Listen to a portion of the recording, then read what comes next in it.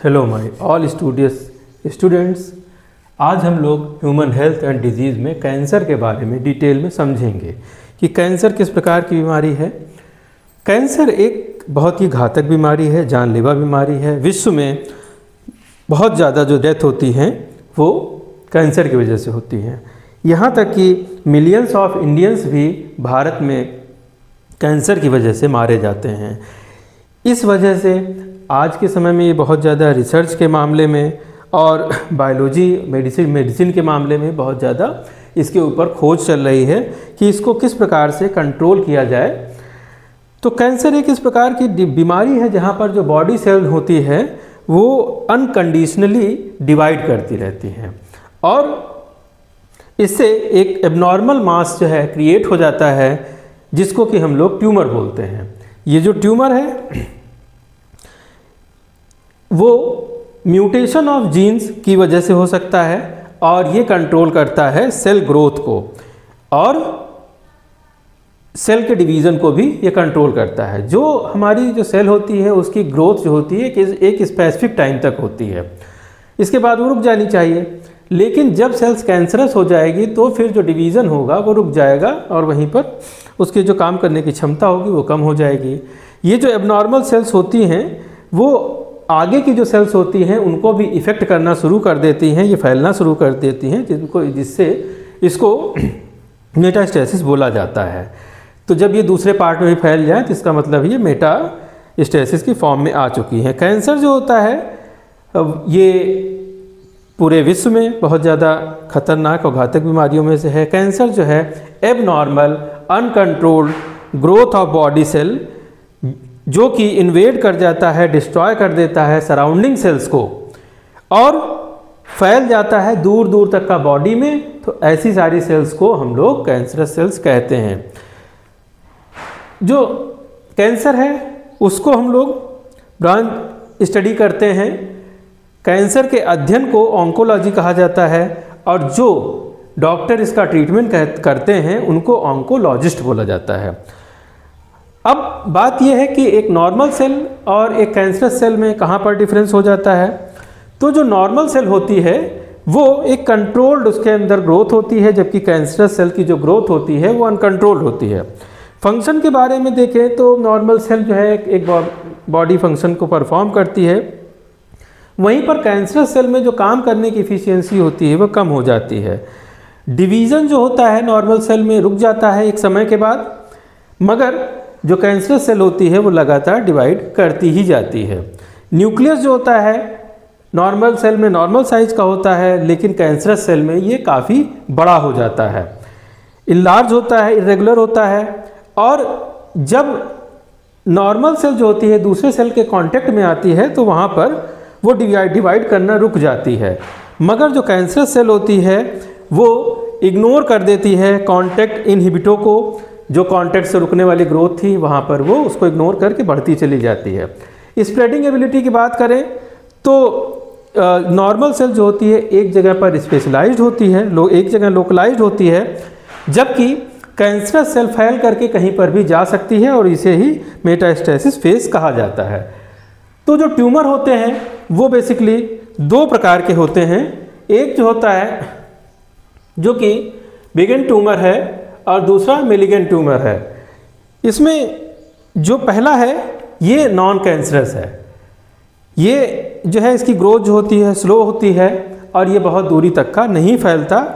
अगर इसकी सर्जरी करके इसको रिमूव कर दिया जाए तो ये यहाँ से समाप्त हो जाता है। जैसे कि छोटे छोटे मस्से हो जाते हैं, तो अगर उन मस्सों को रिमूव कर दिया जाए वो भी बेसिकली एक तरह के कैंसरस सेल्स होते हैं। ये मोल्स नहीं हैं, वॉट्स होते हैं।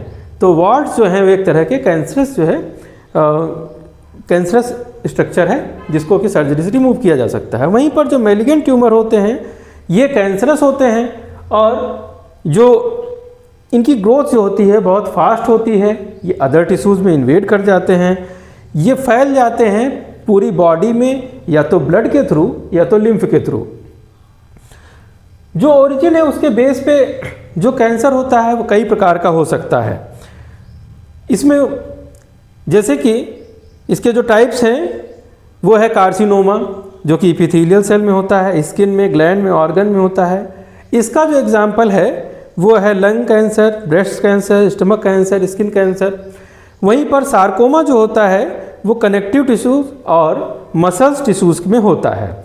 जब ये बोन में होता है तो इसको ऑस्टियोसार्कोमा बोला जाता है, और जब ये मसल में होता है तो इसे मायोसार्कोमा बोला जाता है। वहीं पर ल्यूकीमिया जो है ब्लड फॉर्मिंग टिश्यूज़ जो होते हैं, बोन मैरो में ये जो है कैंसर होता है, इसे ब्लड कैंसर इसका एग्जाम्पल है। वहीं पर जो लिम्फोमा है वो लिम्फेटिक टिश्यू में होने वाला कैंसर है, और ये दो प्रकार का होता है। ये एक हॉकिंग होता है, एक दूसरा नॉन हॉकिंग लिम्फोमा होता है। माइलिनोमा जो है वो पिगमेंट प्रोड्यूसिंग कैंसर है, और इसका एग्जाम्पल है स्किन माइलिनोमा।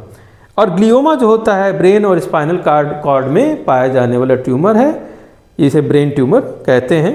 तो अगर कॉजेज़ की बात करें तो कैंसर के जो कॉज हो सकते हैं वो कई कॉज हो सकते हैं। जैसे कि फिजिकल है, तो फिजिकल में रेडिएशन है, जैसे कि यूवी रेडिएशन है, सन से आने वाली जो रेज हैं ओजोन की परतों में जो है एब्जॉर्ब कर ली जाती हैं। अगर नहीं एब्जॉर्ब की जाएंगी तो ये हमारी स्किन को कैंसर कर सकती हैं। दूसरा होता है लोकलाइज्ड रेडिएशन होता है, एक्सरेज की वजह से हो सकता है, गामा रेज की वजह से हो सकता है। जो लोग सीटी स्कैन रूम में जाते हैं, अगर एक्सपोजर होता है वहाँ पर, उससे हो सकता है। केमिकल कार्सिनोजेंस हो सकते, केमिकल जो है कार्सिनोजेंस हो सकते हैं, जैसे कि जो लोग टोबैको का यूज़ करते हैं, स्मोकिंग करते हैं, ऐसे लोगों को जो है इस तरह का इसमें बेंजोपायरीन पाया जाता है और नाइट्रोसामाइन पाया जाता है टोबैको में, जिससे कि ये कैंसर क्रिएट होता है। वहीं पर एस्बेस्टस, आर्सेनिक, एल्फेटॉक्सिन, ये सारे वो चीज़ें हैं जो लोग धूल, गर्दे, मिट्टी का काम करते हैं, नाक को ढक करके नहीं रखते हैं, मास्क नहीं लगाते हैं, जैसे टाइल काटने का काम हुआ, या इचिंग करने के लिए बालू की जो गन चलाई जाती है वो हुई, या बोर्ड साफ़ करते हुए जो डस्ट जाती है चौक की, ये सभी जो चीज़ें होती हैं ये कहीं आपके लंग को इन्फेक्ट कर सकती हैं। वहीं पर इंडस्ट्रियल केमिकल और डाई भी केमिकल कॉजेज़ में आती हैं। इसके अलावा बायोलॉजिकल एजेंट हो सकते हैं, कुछ वायरस होते हैं, कुछ बैक्टीरिया हो सकते हैं, जैसे कि ह्यूमन पैपिलोमा वायरस है जो कि सर्वाइकल कैंसर जो फीमेल में होता है, सबसे ज़्यादा पाया जाने वाला कैंसर है फीमेल में, वो हो सकता है। दूसरा हेपेटाइटिस बी और सी, लीवर कैंसर है। तीसरा है इपेस्टिन जो कि बार वायरस है, लिम्फोमा में ये अटैक करता है। वहीं पर जेनेटिक फैक्टर भी होते हैं। जेनेटिक फैक्टर जो होते हैं वो इनहेरिट होते हैं म्यूटेशन के द्वारा या ट्यूमर सप्रेशन के द्वारा, जैसे कि ब्रेस्ट कैंसर, ये इनहेरिट भी हो सकता है। इसके अलावा लाइफ स्टाइल, ये सारे जो एजेंट होते हैं, ये सारे एजेंट का जो है कार्सिनोजेंस कहलाते हैं। जो भी कैंसर को कॉज करने वाले एजेंट हैं वो कार्सिनोजेंस कहलाएंगे। इनके अलावा लाइफ स्टाइल भी एक फैक्टर होती है जिसको कि जो कि कैंसर कॉज करती है, जैसे कि स्मोकिंग करना, एल्कोहल कंजम्पशन करना, या अनहेल्दी डाइट होना, ओबेसिटी होना, लैक ऑफ फिजिकल एक्टिविटी होना, या स्ट्रेस होना, ये सारी भी जो है कैंसर कॉज करने के कॉजेज हो सकते हैं। तो कैंसर ग्रो किस प्रकार से करता है? तो कैंसर ग्रो करता है, इसमें 4 फेजेस होते हैं। एक होता है इनिशिएशन, जिसमें म्यूटेशन होता है डीएनए ऑफ एनी जो है नॉर्मल सेल में। दूसरा जो प्रोसेस होता है वो होता है प्रमोशन, जब म्यूटेटेड सेल जो है डिवाइड करना अनकंट्रोल्ड रूप से शुरू कर देती हैं तो इसे हम लोग प्रमोशन कहते हैं। वहीं पर प्रोग्रेशन की बात करें तो ट्यूमर जो होता है फॉर्म करता है और सेल इन्वेड कर जाती है, सेल जो है सराउंडिंग टिश्यूज़ में जा कर के इन्वेड कर जाती है, तो ये प्रोग्रेशन हो जाता है। वहीं पर मेटास्टेसिस जो फेज़ होती है, मेटास्टेसिस फेज़ में जो कैंसरस सेल होती है ब्लड या लिम्फ में के द्वारा पूरे बॉडी जो है अदर बॉडी ऑर्गन्स में फैल जाती है, इसे सेकेंडरी ट्यूमर तब बोलने लगते हैं। तो सिम्टम्स क्या हैं? कौन कौन से सिम्टम्स हैं जिससे कि कैंसर को हम लोग पकड़ सकते हैं? तो लगातार थकान होना, persistent fatigue, unexpected weight loss, continuous pain and swelling, lymph और ग्रोथ अंडर द स्किन। इसके अलावा यूजुअल ब्लीडिंग अनयूजुअल ब्लीडिंग और discharge, non healing of wound, prolong cough या चेंज इन बाउल या ब्लैडर हैबिट्स, ये सारे सिम्टम होते हैं। हालांकि ये जो सारे सिम्टम होते हैं, ये जो लोकेशन होती है किस जगह पर कैंसर है उसके आधार पर ये डिसाइड किए जाते हैं। डायग्नोसिस कैसे की जा सकती है? तो डायग्नोसिस, इसकी जो डायग्नोसिस होती है कैंसर की उसको बायोप्सी बोलते हैं। इसकी कई सारे तरीके हैं। रेडियोग्राफी है, सीटी स्कैन है, एमआरआई है, जिसमें कि फिजिकल एग्जामिनेशन में पहली बात तो लम्प्स को चेक कर सकते हैं, कहीं एबनॉर्मलिटीज़ है उसको चेक कर सकते हैं। बायोप्सी जो होती है माइक्रोस्कोपिक एग्जामिनेशन होती है टिश्यू सैंपल ले करके। वहीं पर ब्लड टेस्ट होते हैं जो कि डिटेक्ट करते हैं ट्यूमर को ट्यूमर मार्कर के द्वारा। वहीं पर इमेजिंग होती है जिसमें कि X ray, CT scan, MRI, ultrasound, PET scan, ये सारी होती हैं। वहीं पर एंडोस्कोपी जो होती है वो इंटरनल एग्जामिनेशन के लिए जो फाइबर ऑप्टिक कैमरा होता है उसके लिए की जाती है।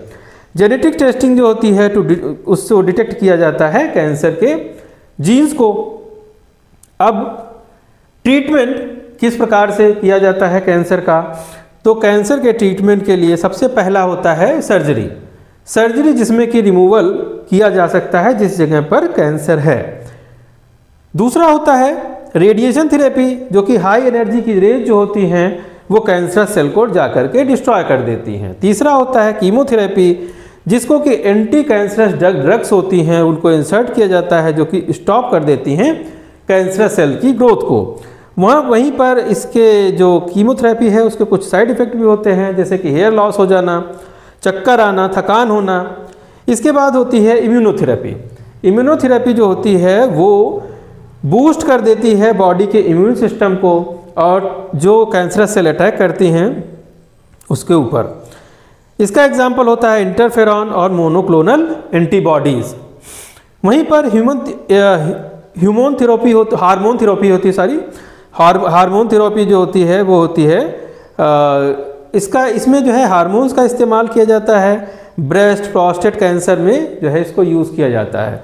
अगला होता है टारगेटेड थेरेपी या जीन थेरेपी। यहाँ पर जो टारगेटेड स्पेसिफिक मॉलिक्यूल्स होते हैं, जीन्स होते हैं, वो कैंसर सेल की ग्रोथ के लिए जो इन्वॉल्व होते हैं वहाँ पर ये थेरेपी यूज़ की जाती है। इसके अलावा बोन मैरो ट्रांसप्लांट भी एक मेथड है जो कि ल्यूकीमिया में यूज़ किया जाता है जब लिम्फोमा ट्रीटमेंट करना होता है। कैसे प्रिवेंट करेंगे, कैसे कंट्रोल करेंगे कैंसर को?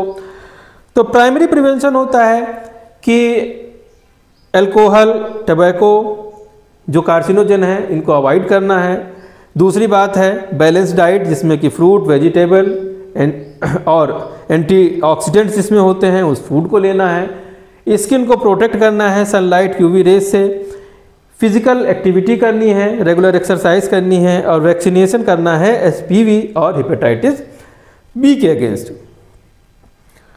सेकेंडरी प्रिवेंशन होता है अर्ली डिटेक्शन स्क्रीनिंग टेस्ट के द्वारा। इसमें मैमोग्राफी की जाती है ब्रेस्ट कैंसर के लिए, पीएपी स्मीयर किया जाता है सर्वाइकल कैंसर के लिए और पीएसए टेस्ट किया जाता है प्रोस्टेट कैंसर के लिए। कोलोनोस्कोपी की जाती है कोलन कैंसर के लिए। टर्सरी प्रिवेंशन जो होता है वो होता है treatment, rehabilitation and physiological support, psychological support and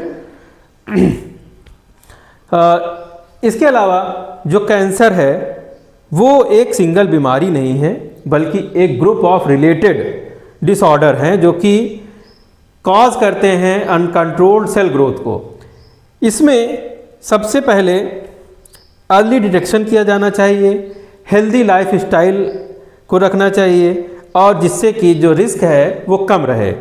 साथ ही साथ नॉर्मल मेडिकल जो है जो आज के समय में जो मॉडर्न थेरेपी हैं उसने बहुत सारा डेवलपमेंट कर लिया है। अगर इसको ठीक समय पर इसको डायग्नोज कर लिया जाए, ट्रीट किया जाए तो जान बचाई जा सकती है। और सबसे आखिरी में अवेयरनेस, प्रिवेंशन, कंपेशन एंड की आर की टू फाइट द कैंसर।